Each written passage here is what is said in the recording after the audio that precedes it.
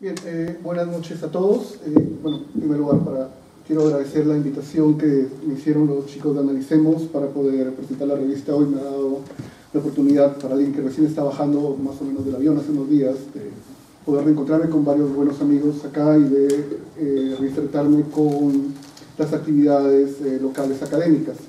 La revista me da mucho gusto además también porque es un número, digamos, especial, no solamente por la cuestión del 5º aniversario, que es, digamos, ya todo un logro para los proyectos académicos que, como saben, a veces por diferentes razones es muy difícil de continuar, sino también por el perfil mismo de la revista, ¿no? Como ya lo dijo Gerard, es una revista muy heterogénea, cosa que es algo que uno siempre, digamos, aprecia.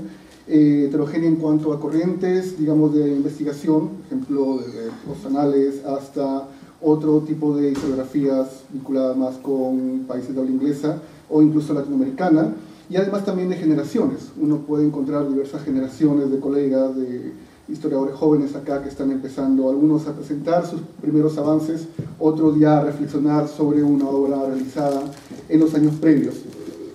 En ese sentido, quiero retomar algunas cosas que dijo Gerard. Editar una revista en el país no es una tarea sencilla, ¿no?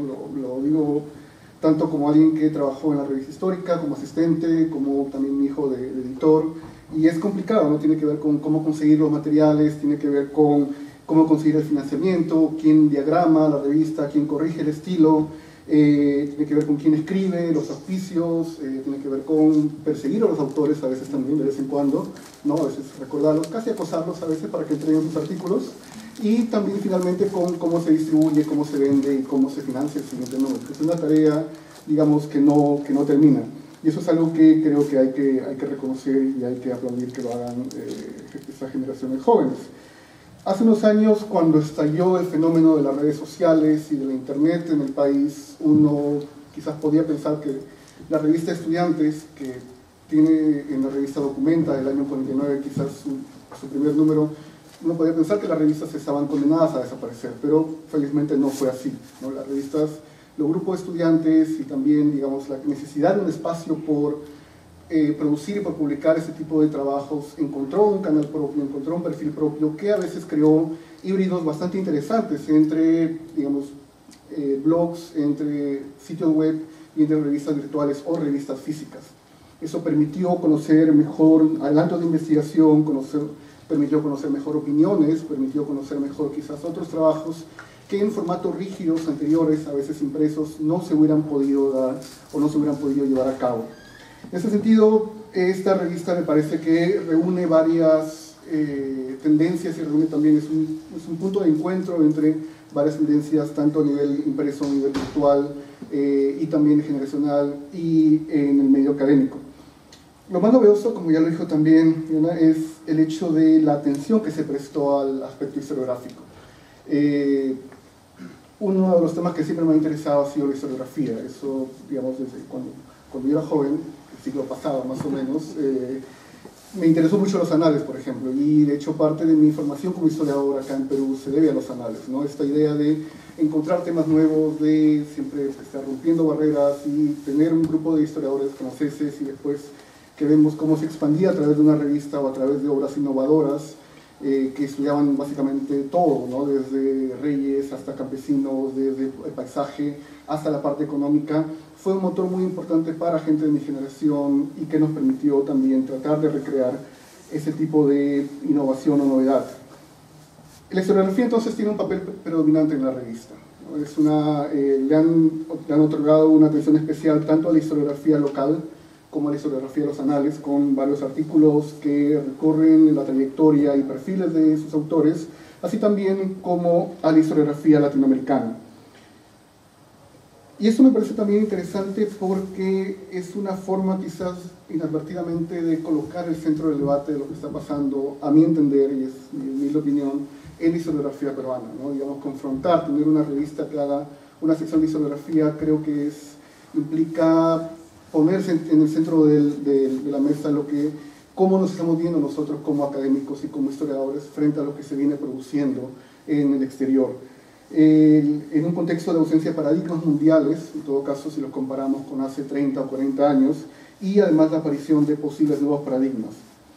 La historiografía se nos presenta entonces como una suerte de estado intermedio, ¿no? Entre un énfasis en las monografías, que ha sido un poco el perfil que me parece que hemos estado desarrollando en las últimas décadas, y un diálogo mucho mayor con tendencias globales, que es lo que se está empezando a buscar, o en todo caso a volver desde los años, al perfil que teníamos en los años 60, con esta tendencia casi universalista. En ese sentido, la historiografía y sobre todo la búsqueda de teorización no debería ser visto como algo, digamos, extraño, foráneo o como una suerte de elemento casi anecdótico, sino más bien me parece que es un principio fundamental, ¿no? El leer historiografía, plantear debates historiográficos, el escribir balances y sobre todo el confrontar lo que estamos haciendo con lo que se está haciendo en otras partes del mundo, para de esa manera ver nuestras propias posibilidades, pero también los límites de lo que en el momento estamos trabajando, ¿no? Y ver cómo eso quizás puede mejorar más adelante. Eso no significa que solamente teorizar, o solamente escribir, o solamente poner un marco teórico en las 10 primeras páginas o 15 primeras páginas va a resolver todos nuestros problemas. Son parte de discusiones que hemos tenido acá en el país, también afuera, sobre cómo, digamos, poder expandir nuestro trabajo, sobre cómo poder establecer puentes con otro tipo de literatura y también de marcos teóricos, y todavía es algo, digamos, que siempre estamos tratando de hacer. Pero en todo caso, la historiografía y la teorización que nos propone la historiografía nos va a permitir acceder a una serie mayor de ventajas que tenemos como académicos, ¿no? El hecho de quizás estudiar afuera, publicar en revistas o en libros de otros países o de otros idiomas, o en todo caso conseguir financiamiento para proseguir con nuestras investigaciones. En ese sentido, y esto no quiero que sea visto como una crítica, digamos, sino más bien como una autorreflexión sobre lo que hemos venido trabajando, el énfasis que hemos puesto en las monografías nos ha permitido conocer mejor nuestros temas de estudio, ¿no? Nos ha permitido llegar hasta el fondo en cuanto a, por ejemplo, archivos, en cuanto a documentos, en cuanto a bibliotecas, en cuanto a nuestra propia forma de llegar a conocer mejor a profundidad determinados temas. Pero no puede quedar ahí. Necesitamos tratar de contextualizar ese tipo de trabajos para poder dialogar con otros elementos, especialmente en paradigmas que se vienen discutiendo ahora, como es la historia transnacional o el retorno a una historia global en algunas partes, tanto en Europa como en Estados Unidos y en Gran Bretaña. Desde hace un tiempo he tratado un poco de documentar esto, de en qué momento se quebró cambiamos de paradigma quizás sin darnos cuenta, ¿no? En qué momento dejamos de discutir temas, categorías, marcos referenciales para pasar a discutir más bien casos o narraciones vinculadas con nuestros propios proyectos. Puede que haya sido, trato de fecharlo, y se me ocurre que es más bien a finales de los 90 cuando este proceso se fue dando lugar y cuando nos sentimos de alguna manera poco incentivados a trabajar historiografía o a trabajar en todo caso marcos teóricos, ¿no? El muro de Berlín había caído, digamos, eso le había quitado un peso al marxismo en toda su forma, desde el marxismo dogmático hasta el marxismo más creativo, vinculado con la Escuela de Historia Social británica. La precariedad, la crisis hizo mella finalmente en los centros académicos, mucha gente se tuvo que ir, se crearon como vacíos, los centros de investigación regionales también empezaron a decaer. Entonces algo pasó a finales de los 90 y que finalmente hizo que también cambiemos de la forma de interpretar nuestros trabajos, ¿no? Los archivos también poco a poco se fueron volviendo más precarios en cuanto a la formación de quienes trabajan ahí y también del acceso que teníamos, y esto es algo que creo que hay que tratar de volver, y que en todo caso la revista está mostrando que se puede retornar a ese tipo de diálogos, ¿no? Un diálogo mucho más amplio, mucho más global, un diálogo más rico en cuanto a teoría y en el cual podamos contextualizar nuestros propios trabajos, ¿no? Todos hemos escrito sobre casos particulares, todos hemos escrito sobre casos, por ejemplo, vinculados con marcos geográficos, con personajes, con situaciones coyunturales, ¿no? Y eso creo que necesitamos empezar a conectar, ¿no? Tanto en lo que hacemos entre nosotros mismos como entre historiadores, con otras disciplinas, con antropólogos, con cientistas políticos, con sociólogos, y de una manera para poder salir un poco de esta suerte de enclaustramiento que me parece que hemos estado viendo. No es un problema netamente nacional, es un problema mundial, digamos, la hiperespecialización, ¿no? Y esto uno puede ver los debates que se vienen dando, por ejemplo, como resultado de diferentes factores. La presión por el mercado laboral, por verse especialista en algo en particular, la presión por una sobreproducción, ¿no? Que en inglés es el famoso publica o muere, ¿no? Por decirlo de manera amable, digamos, o también la búsqueda de referentes y la ausencia de referentes, ¿no? Digamos, esta ausencia de paradigmas que hay. Pero un caso muy particular es el libro El Manifiesto Histórico, que ha salido hace unos meses, que está disponible en la web, de los profesores Joe Gouldy y David Armitage, en el cual ellos justamente hacían esto y ellos consideraban que era un grito de batalla, es decir, tenemos que dejar de escribir cosas hiperespecializadas, ¿no? Necesitamos volver a las grandes narrativas, a la de Braudel, por ejemplo, a estas grandes visiones generales en las cuales nuestros padres fundadores, historiadores, no se sentían solamente cómodos con décadas, sino también con siglos, ¿no? Caminando alegremente del siglo XIII al siglo XIX, recorriendo grandes periodos temporales, en lo que Braudel mismo llamó la mirada de Dios Padre. Entonces, Armitage y Gouldy decían una cosa muy cierta, decían, si no empezamos a ver esto, si no empezamos a preocuparnos o a debatir o a discutir esto, o a cambiar nuestras tendencias, sencillamente vamos a quedar aislados, ¿no? Vamos a seguir haciendo buenos trabajos, pero vamos a perder algo de contacto con la gente y además también con quienes toman decisiones, o sea, con las oficinas de los que toman decisiones políticas o de quienes toman decisiones económicas que están mirando más hacia ciencia política o hacia, digamos, antropología o sociología para poder llevar a cabo esto. Estamos en un momento en el cual nos debatimos entre ausencia de paradigmas y paradigmas nuevos que van surgiendo, como la historia global, por ejemplo, en un caso mucho más sofisticado. Se está retomando algo, se está redescubriendo tendencias que ya existían antes, y en la cual necesitamos ser parte del diálogo, ¿no? Necesitamos formar, digamos, gente que pueda hablar ese tipo de lenguaje. En ese sentido, la revista lo hace, ¿no? Esta revista es peculiar justamente por las razones que le decía, por la continuidad que tiene un proyecto académico como este, especialmente a partir de estudiantes y de universidades, con alianza con instituciones como el IFEA, pero también por lo novedoso de los temas, ¿no? Por esta idea de romper, digamos, con esas tendencias que estamos trabajando y por tratar de incorporar diferentes voces. Y en la sección de historiografía latinoamericana tiene muy buenos artículos, hay muy buen balance de artículos, de los cuales voy a comentar básicamente 4, principalmente por razones de tiempo y porque sé que van a salir corriendo a comprar el ejemplar, entonces voy solamente, digamos, a centrarme en 4 de ellos, de los cuales he venido siguiendo los trabajos de manera más en los últimos años, que es el de Cristín Matías, el de Paul Gutenberg, el de Isabela Cosé y el de Gabriela Ramos. Tan solo estos 4 artículos, de los más o menos 10 que tiene esta sección nada más, cubren países como Paraguay, Argentina, Perú y la América colonial, ¿no? Además exploran temas nuevos, revisan otros que habían estado circulando por años, pero que son reexaminados bajo nuevas categorías, ofreciendo interpretaciones originales. El de Cristín Matías, porque tengo mucho aprecio, es una reflexión bastante peculiar, ¿no? Ella es estudiante de doctorado de la Universidad de Yale, Estados Unidos, y viene desarrollando una investigación bastante amplia sobre la conquista del Gran Chaco en el siglo XIX, lo cual ha llevado a revisar archivos tanto de Argentina como de Paraguay, de un tema que se pensaba agotado, pero que ella lo ha planteado a nivel de 2 países simultáneamente.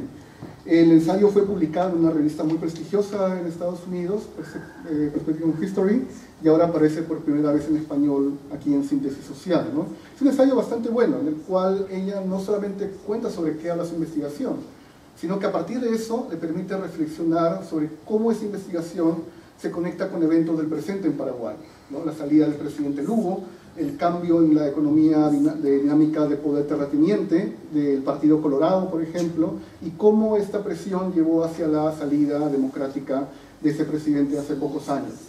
Ella además también comparte la preocupación que tenemos nosotros, no solamente de hacer una buena investigación, sino de cómo nuestra investigación puede llevar a explicar cosas del presente y cómo esta investigación también necesita ser explicada y necesita ser entendida dentro de pautas que van con un público mayor y con estudiantes de colegio, por ejemplo.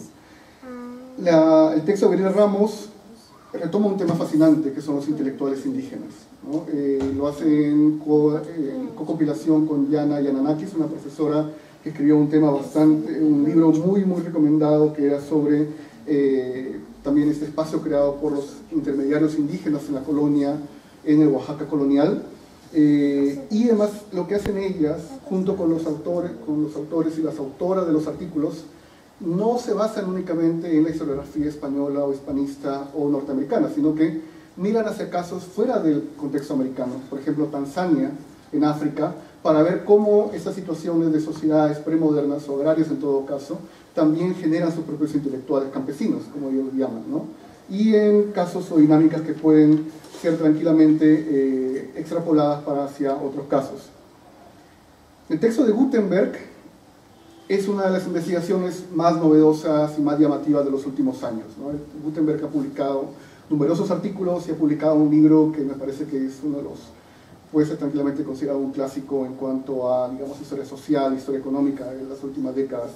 Él empezó trabajando, como saben, en la plata, después siguió con el guano, y después se fue por otro tipo de producto de exportación peruano, quizás, no sé si llamarlo no tradicional o más tradicional, que la cocaína, ¿no? Y lo que hizo Gutenberg fue partir desde el punto de vista económico, analizar los circuitos transnacionales, ver cómo la cocaína genera mercados, cómo genera consumidores, cómo genera políticas también a nivel internacional, a nivel global, ¿no?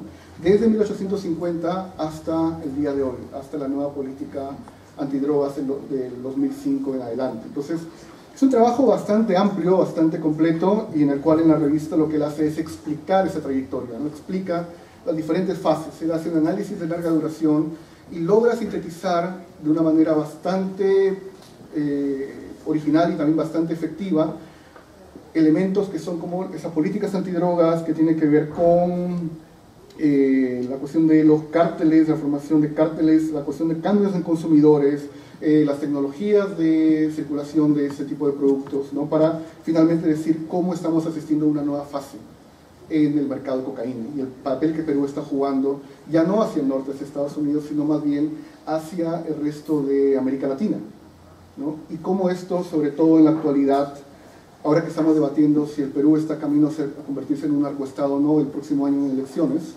creo que es bastante pertinente para entender ese contexto mayor del rol de Perú como productor de esta droga.